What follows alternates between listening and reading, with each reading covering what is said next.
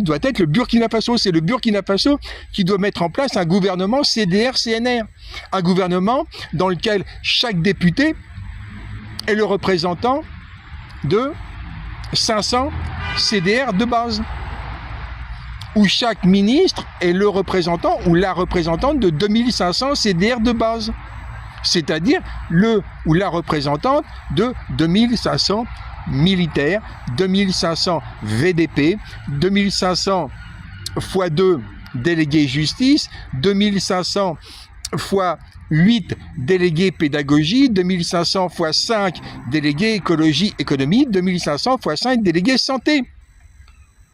Il faut un modèle institutionnel. Et ce modèle institutionnel doit être le Burkina Faso.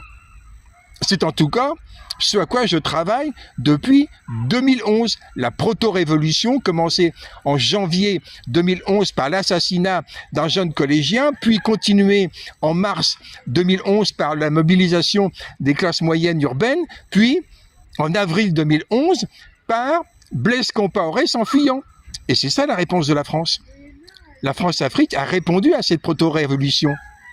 Après que Blaise Compaoré ait failli être exfiltré par les troupes voyous de l'armée française protégeant un dictateur assassin, après avril 2011, la réponse de Sarkozy a été le recrutement des terroristes MNLA en août avec Juppé pour pourrir le Mali, puis pourrir le Burkina Faso.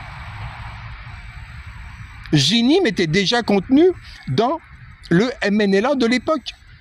Iyad Ghali, le chef du JINIM, était à l'intérieur du MNLA qui se réunissait à Paris.